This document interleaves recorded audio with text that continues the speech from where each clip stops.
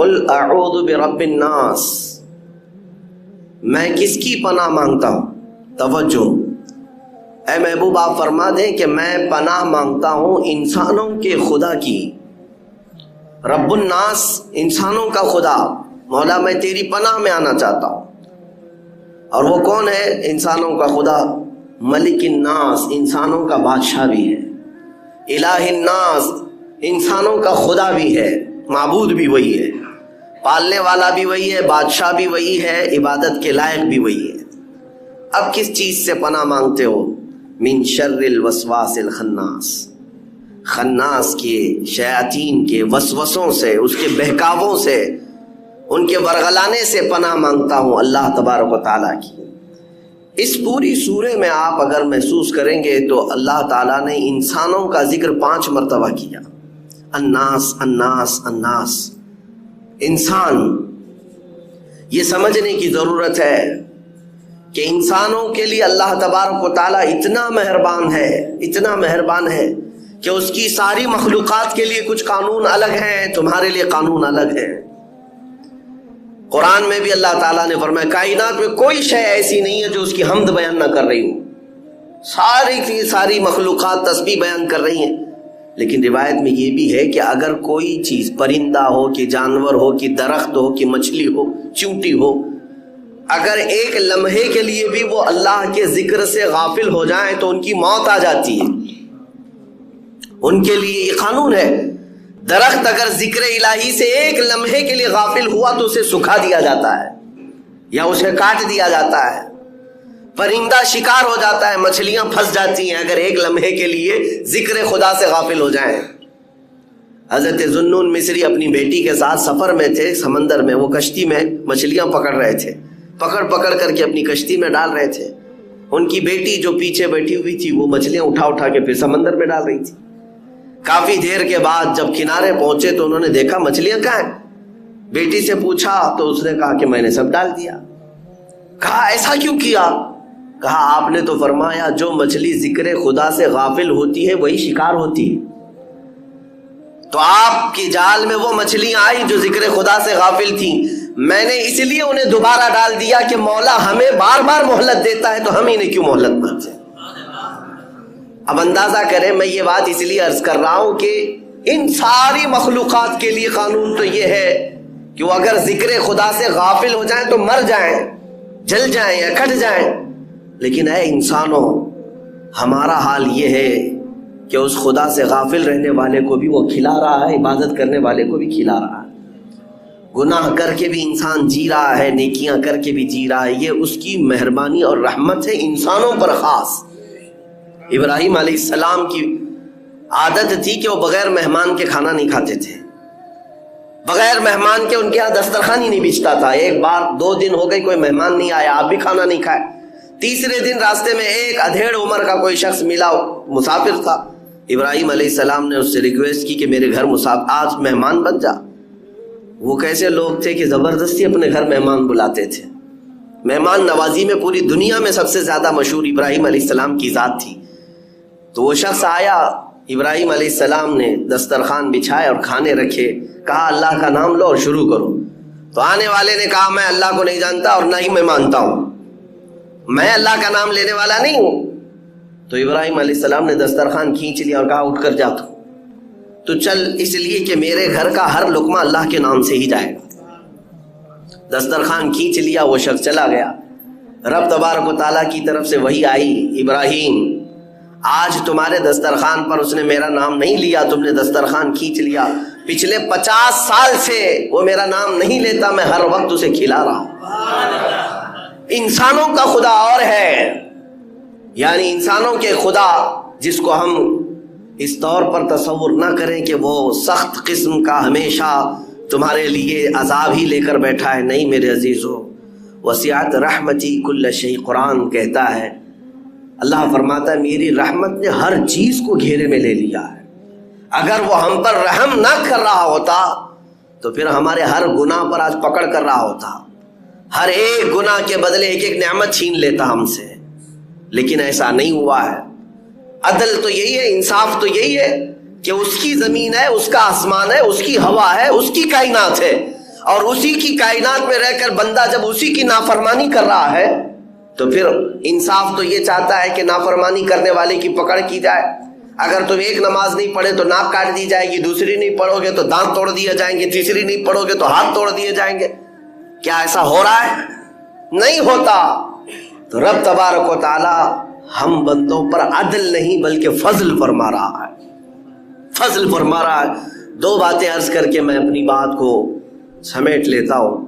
میرے عزیزو، اللہ تبارک و تعالیٰ اپنے بندوں پر کس قدر مہربان ہوتا ہے. اسی لیے اس سورے میں اللہ تعالیٰ نے اپنے حبیب سے فرمایا کہ اے محبوب آپ فرما دیں کہ پناہ مانگنا ہے تو رب الناس کی پناہ مانگو، انسانوں کے خدا کی پناہ مانگو. اس سے بہتر پناہ تمہیں مل ہی نہیں سکتی. اس سے بہتر پناہ کہاں ہے؟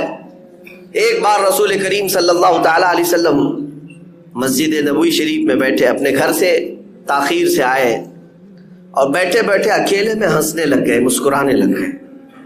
صحابہ نے پوچھا تھوڑی دیر کے بعد کہ اے اللہ کے نبی آپ کو کس چیز نے ہنسایا؟ کون سی چیز ہے جس کو دیکھ کر کے آپ مسکرا پڑے؟ وہ رہتے ہیں اس خاکدان گیتی پر لیکن جلوے دیکھتے ہیں پورے عالم کائنات کے. وہ ہر چیز ان کی نظروں کے سامنے ہے. حضور اکرم صلی اللہ علیہ وسلم نے فرمایا اللہ تبارک و تعالیٰ نے مجھ سے کہا اے محبوب کیا تم میرے بندوں کے درمیان ہونے والا فیصلہ دیکھنا چاہتے ہو؟ تو میں نے کہا ہاں مولا دکھا تیرا فیصلہ کیسے ہے. تو رب تبارک و تعالیٰ اپنے بندوں کے درمیان جو فیصلہ کر رہا تھا وہی بات میں دیکھ رہا تھا. صحابہ نے پوچھا کیا فیصلہ ہے؟ کہا ایک بندہ اٹھایا گیا اور اللہ تبارک و تعالیٰ کی بارگاہ میں جب پیش ہوا تو اس نے مقدمہ کر دیا، اللہ کی بارگاہ میں دعویٰ کیا کہ مولا فلاں آدمی کے اوپر میرا قرضہ باقی تھا، فلاں آدمی کے اوپر میرا حق باقی ہے، اس نے پیسے میرے لیے تھے، فلاں چیز لیا تھا لیکن دیا نہیں مجھ کو، مجھے آج حق چاہیے. رب تبارک و تعالیٰ اس بندے کو بھی اٹھاتا ہے جس نے اس کا حق مارا تھا. وہ بھی اٹھا، وہ نیک آدمی تھا لیکن کچھ اس کے پاس رہ گئی تھی اس کی چیز. تو اب یہ مطالبہ کرنے والا شخص اللہ سے کہتا ہے مجھے حق دلا دے میرا. رب تعالیٰ فرماتا ہے یہاں تجھے کیا چاہیے؟ پیسے تو ملیں گے نہیں، موت کے بعد نہ پیسے ہیں نہ چیک ہے نہ ٹرانسفر ہے، کچھ نہیں ہے. کیا ہے؟ یہ بندہ کہتا ہے مولا اس کی نیکیاں مجھے چاہیے، اس کی نیکیاں مجھے چاہیے. تو رب تبارک و تعالیٰ انصاف فرماتا ہے، اس بندے کی ساری نیکیاں اٹھا کر کے اس کو دے دی جاتی ہیں. فرشتے ساری نیکیاں منتقل کرتے جا رہے، اس لیے کہ حق ابھی ادا نہیں ہو رہا ہے. اب یہ مطالبہ کرنے والا جو شخص تھا پھر کہتا ہے اے رب ذوالجلال میرا حق تو پورا نہیں ہوا، تو عدل کرنے والا انصاف کرنے والا بادشاہ ہے، مجھے اور حق چاہیے اس بندے سے، اس نے میرا حق لیا ہے دنیا میں. تو رب تعالیٰ فرماتا ہے اب اور کیا چاہیے؟ اس کی ساری نیکیاں ختم ہو گئی. یہ بندہ کہتا ہے مولا میرے گناہ اٹھا کر اس پر ڈال دے. تو حکم ہوتا ہے فرشتوں کو، اللہ تعالیٰ فرماتا ہے اس کے گناہ اٹھا کر اس پر ڈال دو. پورے منتقل کیے جا رہے، اس کے گناہ بھی خالی ہو گئے اور وہ جو نیک بندہ تھا نیکیاں بھی خالی ہو گئی اور گناہ اٹھا کر کے بوجھ بیٹھا ہے. اب اس کے پاس کچھ نہیں سوائے گناہوں کے بوجھ کے، کچھ نہیں. آپ اس کو ہلکا مت سمجھیں کہ حقوق العباد جو بندوں کے حق ہیں کئی لوگ مار کر کے بیٹھے ہیں، کوئی بہنوں کا حق، کوئی بھائیوں کا حق، کوئی اپنے مزدوروں کا حق.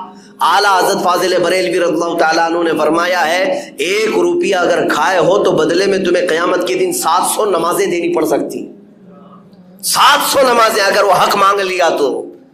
ہاں اس کو ہلکے میں مت لے. حضور پاک صلی اللہ تعالیٰ علیہ وسلم کی بارگاہ میں ایک جنازہ آیا تھا. حضور نے پوچھا اس پر کسی کا قرضہ ہے؟ ایک بندے نے کہا یا رسول اللہ میرے 2 درہم قرضہ باقی تھا اور یہ مر گیا، انتقال ہو گیا. جنازہ تیار ہے. میرے آقا نے فرمایا صلو علی صاحبکم ولا اصلی علیہ، لوگوں تم چاہو تو اس پر نماز پڑھ لو، میں نماز جنازہ نہیں پڑھوں گا. 2 درہم کا قرضہ باقی تھا، 2 درہم کا. حضور نے فرمایا میں نماز جنازہ نہیں پڑھوں گا. لوگ ہلکے میں سمجھتے حقوق العباد، کسی کا مال لے لینا، کسی کا ہڑپ لینا، کسی کو دھوکہ دینا بہت بڑا عذاب ہے. اللہ نے فرمایا کہ وہ اپنے حقوق معاف کرے گا لیکن بندوں کے حقوق نہیں معاف کرے گا. بندہ جب تک نہیں معاف کرتا بندے کو تب تک اللہ نہیں معاف کرے گا. یہ نہیں ہے کہ تم اس کے 100 روپے اس کے 1000 روپے لے کر کے توبہ کر لو اللہ کی بارگاہ میں مولا صاحب معاف کر دے. نہ، رب تبارک و تعالیٰ کا قانون یہ ہے کہ وہ بندے ہی معاف کرے تب اللہ معاف کرے گا، یہ حقوق العباد ہے۔ تو بات وہ حدیث میں عرض کر رہا تھا، اس بندے کی نیکیاں جو حق لیا تھا اٹھا کر کے اس کو مطالبہ کرنے والے کو دے دی گئی، پھر بھی ختم نہیں ہوا اس کا حق، تو اس کے گناہ اٹھا کر کے اس پر ڈال دیے گئے۔ اب بھی یہ سوال کر رہا ہے کہ مولا میرا حق تو پورا نہیں ہوا، ابھی تیرے عدل کے مطابق، تیرے انصاف کے مطابق میرا حق اور باقی ہے۔ رب تعالیٰ فرماتا ہے اور کیا چاہیے اس سے تجھ کو، اس کی نیکیاں بھی پوری لے لیا، تیرے گناہ اٹھا کر کے بھی اس پہ ڈال دیا، اب اور کیا چاہیے تجھے؟ تو کہتا ہے مولا تیری رحمت میں فیصلہ ہے، تیری رحمت میں انصاف ہے، میرا حق تو پورا نہیں ہوا۔ تو رب تبارک و تعالیٰ کیا فرماتا ہے سن، حضور یہ سب معاملہ دیکھ رہے تھے، فیصلہ دیکھ رہے تھے۔ اللہ تبارک و تعالیٰ فرشتوں سے فرماتا ہے جنت میں ایک محل تیار کرو، سجاؤ اس کو۔ فرشتے جلدی جلدی محل سجانے لگ گئے اور اتنا آراستہ کرنے لگے کہ وہ پورے جنت میں وہ چمکدار بہت خوبصورت نظر آنے لگا۔